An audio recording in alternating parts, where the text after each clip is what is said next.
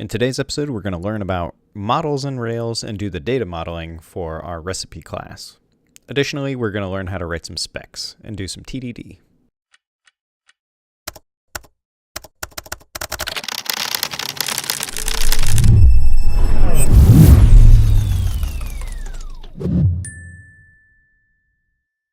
Today, we're not actually going to directly work on either of the two tasks that we have in our backlog because the recipes thing would be way too big to fit into one single screencast if I wanted to cover all of it. So we're going to build the backend portion of it right now. And so that'll be actually creating the recipes database and the model, and then setting up the integration between a user and a recipe. And we're going to, throughout the course of this entire thing, do test-driven development, or TDD, to make sure that the recipe behaves the way we want it to in order to be saved to the database. Before we get started, I'm going to cover a change that I made off screen in between screencasts that we'll cover in error that some people might be running into, where when they try to start the application container, it says that it's already running and it points to a PID file. By default, when you run Rails server, it tries to start the application and use a PID to hold on to the process that is in TMP locally. So if you look in TMP here, there will be a sockets or PIDs, and then it wants to look for a server.pid. Well, the problem is that in between container runs, we don't get rid of this PID file. So if you start a container, run it, stop the container, try to start another one, you'll get an error sometimes that says that their server is already running, and that's not actually true. So to get around that, what you actually need to do is, if you take a look at the Docker file that's currently on master, I had to add this -P/tmp/puma.pid. And what this does is it goes to the root TMP directory and uses this PID file. And this will be created fresh every single time we spin up a container, because it doesn't exist in the container before the container runs, if that makes sense. So this will prevent us sharing through something in our local TMP directory and breaking the container run. Getting back to the features of today, though, the first thing we're going to do is we're going to create a migration from scratch to actually generate the table that we need for our recipes that we're going to be storing. It's going to be real simple to start off with, and as we continue developing our application, we'll likely write more migrations that'll add things to our recipes table. But to start, we just need something simple. We're going to run a lot of commands today from inside of our Docker container. So we're going to, right now, we already have it running. We'll run docker compose exec app bash. And from here, we want to run Rails generate. And from now on, I'm just going to use G, so I don't have to type as much. So Rails G migration create recipes. And what this will go and do is actually just create a file for us that has a little bit of scaffold for us. It sets up the class, but importantly, it sets up this right here, which is a timestamp that tells Rails what the order it should be in order to run migrations if there's a large list of them and you're building the database from scratch. So let's take a look at this particular file in Atom. And inside of here, it's creating a table of recipes, and it gives us this T, but there's nothing here. So we need to add all of this stuff manually. We almost always, there's very few times I've ever wanted to create a model and not have the timestamps, and this gives us the created at and updated at fields. We want this to be non-nullable, but the actual fields that we want on our recipes are going to be we need a string field for name. We want this to be non-nullable, so it has to be there. We need a text field, which is just, it'll use a different backing column, and Rails will kind of decide that depending on what your adapter is. But it's basically, we want to be able to store a large amount of text in this for the description. This will be also non-nullable. And then lastly, we want to set up a belongs to relationship for user. This will be non-nullable. And we're also going to set up the foreign key for it. When we use the t.belongs to, it's going to set up the user ID column for us, and then the foreign key true will set up the foreign key relationship for us that just ensures that we can't delete a user if there are recipes for said user. So outside of this create block, we're going to also add an index on recipes, and this is going to be a compound or a composite index, because what we want is for any given user ID, we want there to only be one name. And or one record with the same name. So you can't have two recipes that have the exact same name for the same user. But we do want to be able to have two recipes with the exact same name if they belong to different users. In our terminal now, we can run rake db migrate. This will go through and actually create the table for us. I had wiped away my database prior to this, so it actually went through and created the users table again. Before we get too far in the code, I want to talk about recipes for a second. Recipes are kind of one of the core pieces of data that we're going to be working with in the application. You think about it, a meal plan is going to be based on recipes, just a group, like grouping them in a specific way. So it's more of an object that does some work in the sense that it takes the recipes we have and it scrambles them up and sort of picks an order for them. But recipe itself is our main like data holding object. So as we're building the application, it's going to start after the next tutorial, actually. It's going to be more of a recipe book. Like you can just store your recipes in this for each given user. So it's kind of important that the data is set up properly. So we don't want people creating recipes that are invalid. And to do that, we're going to use validations on records in addition to what we've already set up at the database level. To really get a grasp on how these things work, I'm going to teach you about test-driven development. In Ruby, test-driven development is pretty commonplace. It's a best practice. Most people do automated tests, and it's really common in the Rails environment. And the reason for that is, one, Ruby doesn't have a compiler, so you don't have a compiler that can kind of check your work to make sure it makes sense. So the best thing we have is to write test cases that exercise the code and make sure that when we put in A and we expect B to come back, that B actually is returned. When we generated this application, I intentionally put the --skip-test flag in there so that it wouldn't automatically set up the testing environment, and that's because I wanted to show you how to set one up. Today's episode is going to be the episode where we do that.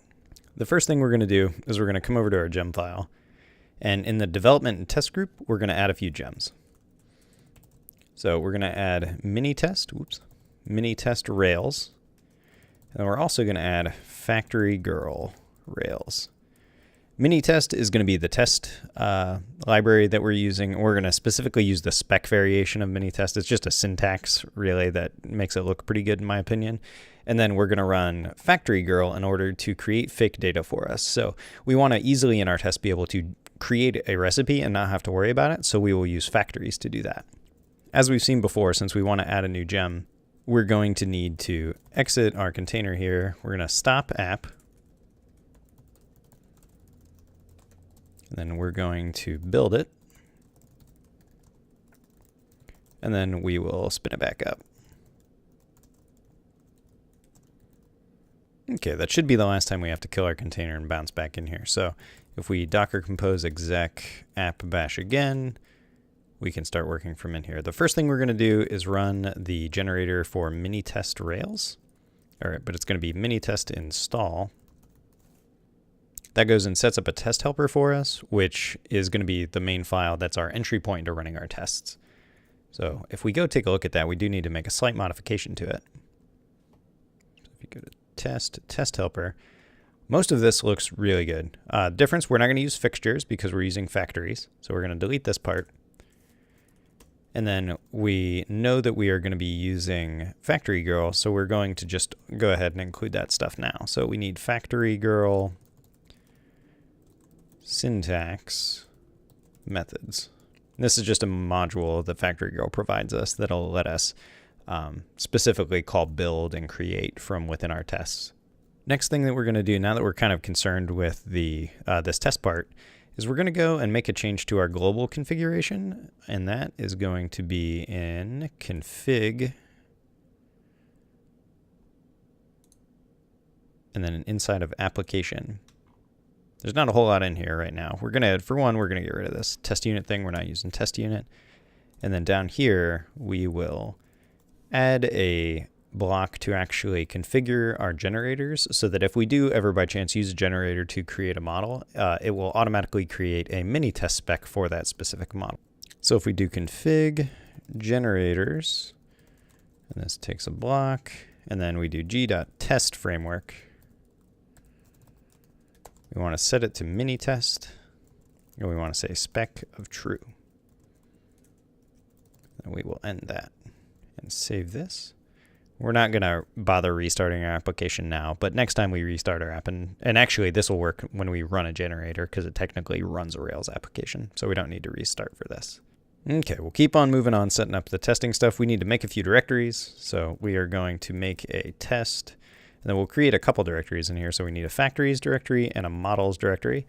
This syntax is actually some special syntax that in the squiggly brackets we're saying that for every, we want to do multiple things, but anything separated by a comma in here, we want to fill into this. So it'll be a test/factories and also create a test/models. And we don't have any factories yet, but we're going to touch test factories.getKeep. And that's just a file to make sure that our factories directory stays there in our Git source code management system. Okay, to make sure this thing is actually working, we're going to create a test with some basically fake data in here. And that's going to be for our recipe test. So recipe test.rb needs to end with an underscore test.rb. And then the first thing we're going to do is we're going to require test helper. Then we're going to describe recipe. And then we want it to fail. And this test will just use assert that true equals false. So whatever expression is used here, if it is not true, then this test will fail. And we want it to fail, and we want it to fail saying expected truthy but got falsy. And that's just to make sure that our testing setup is correct. So if we come back here, you can run all your tests by doing Rails tests. Okay, we got an error. Let's see what it is. Uninitialized constant recipe. That makes sense. We didn't actually create the model. So let's go do that real quick. Oops. So in app models, we will create a new file that is recipe. And class recipe inherits from application record. And end, we don't need to put anything in there just yet. And now we'll rerun our tests again. Okay, cool. So it did fail. And as you can see right here, expected false to be truthy. So this is the expected failure. That means our test setup is correct. Now we're going to set up our recipe test to actually be real tests. So coming back over into recipe test, we will just get rid of this test in its entirety. We're going to go through and we're going to write these. And the idea with test-driven development is to write the test so that it uses the code the way that you want to use it if you were the consumer of the code.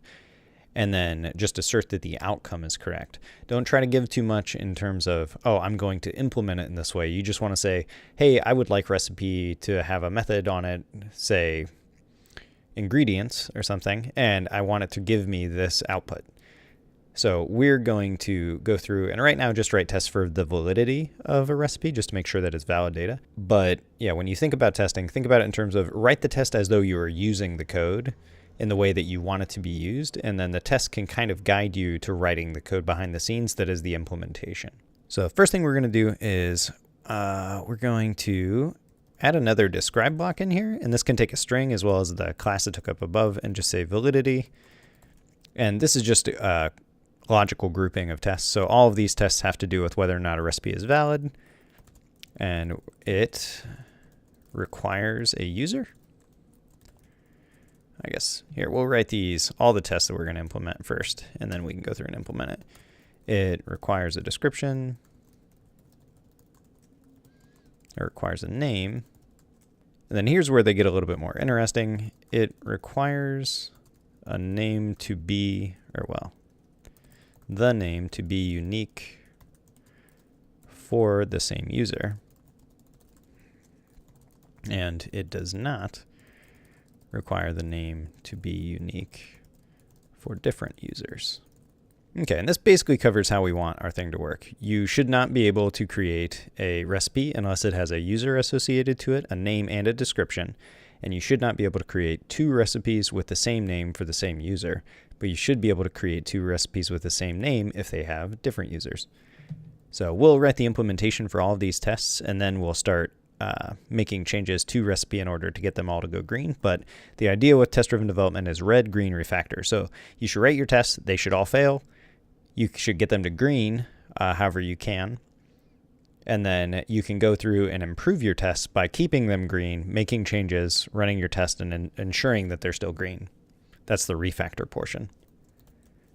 So we're going to, for it requires a user, we want this to say recipe.errors for user.must include, and this is just saying it's going to give us an array, and we want it to say that it can't be blank. And the reason I'm calling recipe right here is because we are actually going to repeat this thing over and over again, so we're going to set up some stuff ahead of time. So let :recipe, and this takes a block. And what let actually does behind the scenes is it defines a method inside of your test called recipe that calls this block one time. But any subsequent time that you call recipe, it just returns the value that was returned from the original call. And then we're going to set up a before block, which this just runs before each test. And we're going to call recipe.valid on it. And the reason we do this is we want to take a brand spanking new recipe, see if it's valid. This will always return false for a brand new one because it's missing some data. And then we want to, but this is what populates the errors. So we have to call valid first. So that'll work. And this lets our individual tests be very small and very specific. So it requires a description, is going to look almost exactly like this. So we're just going to copy this. Oops. And just change description. And the name is going to be the exact same thing. So we'll just copy this entire thing. Change this to name. And then these are where it gets a little bit more interesting. So for this, we actually need a recipe to already exist in the database. And the way we're going to do that is by using FactoryGirl. So we're going to create an existing recipe. And this is going to use create recipe. And then we want to take the recipe that we already have, and we want to set the name to equal the existing recipe's name. And we want to set the user to be the existing recipe user. And then we'll call valid again. So this will repopulate the errors, and then we'll make our check on that. So this will be recipe.errors. Name must include has already been taken. And these can't be blank and has already been taken. These are the error messages that are associated with specific types of validations that we want to use. So this is the presence validation. So if something's not present, then we just say that it can't be blank. And if something has already been taken, like if there's already one that is unique to that name, then has already been taken is the error that Rails will give you. You can customize these. We're not going to do that right now, but that's just where these strings are coming from. So for our last test here, it's going to be a similar setup to what we have here. We need an existing recipe, but we need to make sure that it doesn't error. So we'll just copy this. And we're not going to copy this user bit. So we're going to say the name is here, but recipe has a different user. It currently doesn't have a user at all. And we're going to change this from must include to won't include. And we're going to save that. One thing that's going to fail right away is we can't call create recipe because we've never set up the factory for it. So I'm not going to bother wasting your time and running these tests without having that. So we're going to go back to our terminal and generate these. FactoryGirl comes with its own generators, so we can use Rails G FactoryGirl model. And we need one for user. And then we'll do the same thing for recipe. Now we go and we need to customize these. So if we look in our test factories here, we have a users and a recipes now. We'll take a look at the users first. And this is a DSL, or a domain-specific language for creating these things. So we know that a user has an email address and a password. So password, and then you can just pass in a string. And what happens is for the password, it associates this to it, which is this is a literal. And then for the email, we know that there's actually a unique restraint on emails already that's created by the clearance module that we included into our user. So we're going to sequence these. And what this will do is every single time you call create user or build user, it will kind of behind the scenes, it'll tick a counter and give us a number. And that way we can use that number inside of this email address declaration. And this will ensure that every single time we call create user, it has a unique email address. Because otherwise, once we created two, then it would all fail because we would already have a user record in the database that has the email address. So if we go over to recipes now, we're going to set this up to be what we want the recipe to look like. So it needs a name. It's going to be Mom's Spaghetti. Needs a description, which is going to be the best pasta in the world. And then it also needs a user, and we can use the association user function inside of FactoryRoll for that.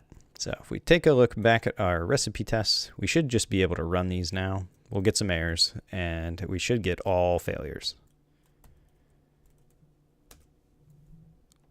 Well, all but one failure.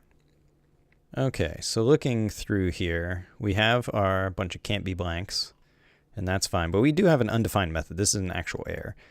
And the reason for this is because recipe has no idea that it has a user that's associated to it. So even though a database column exists for user ID, that doesn't directly make sense in terms of there being a user. As far as recipe knows, it just has a field called user ID. So we could set the user ID directly, but we can't just set the user right away. So we can make a change to our model in order to do that. The way we do that is by saying this belongs to a user. And this will set up the user method and a user equals method. So we'll come back and we'll run this again. Well, we have a green dot here. And that's because our won't include passed because there are no validations yet. But all of the rest of these failed. Just to get started, we'll take a look at the first can't be blank thing. So that'll be user here. So validates user presence true. And validates is a method that ActiveRecord gives us that takes a parameter on the actual object. And then these things are called validators, and you can actually create custom ones of these. But presence will go off and hit the presence validator class. And if you set this to true, then what that means is it will, if this attribute does not exist, then it will add an error to the object and it will fail to be valid. So we've saved that. Let's rerun this again, and we should get fewer failures now. You can see now we only have 3 failures. So we know that the other two are the same thing. So we have validates name, presence true, and validates description, presence true. And I actually prefer to have associations at the bottom, just me being kind of anal. Okay, so we'll save that and come back and run our tests again. And we have one failure, and this is the has already been taken. So there's a different validator for that. So on name, we need more than one validator, and we can actually just add this by putting a comma here and just continuing the hash. So uniqueness is the name of the other validator. We'll just say true. Save it and rerun our tests. Okay, we have another failure, but this says, this is our does not require the name to be unique for different users. Expected this to not be included in the array. So these are all the errors, and we expected it to not include this string, but it does. And that's because with the validation that we set up, we just said that it always has to be unique. But the truth is that's not what we wanted. And the way we can get around this is by working with another facility in the uniqueness validator, and that's that it can take a hash instead of just a Boolean. And this can have a scope. And we're going to scope it on user ID. So this means you're going to look and make sure that if I were to write a record for the recipe that exists when we call valid, that there isn't already a recipe if you look up by user ID that has this attribute set. So now let's rerun this, and we're all green. We covered quite a bit in this tutorial. We set up a model from scratch, so that includes database, actually creating the model class itself, and then we set up our application for TDD. And the testing portion is important because it means it's something that we can use later on. In adding the validations to our model, we went from a purely TDD workflow, meaning that we wrote our tests first, we made sure that they failed, and then we progressively made them pass until we made sure that all of our tests were passing, so that was really good. I hope that you like this tutorial, and while we didn't actually complete a feature in this one, we did make a lot of progress that'll let our next tutorial actually complete all of the feature-related, or the recipe-related CRUD interactions. So let me know what you thought about this one. If you could like it and share it, that would be really great.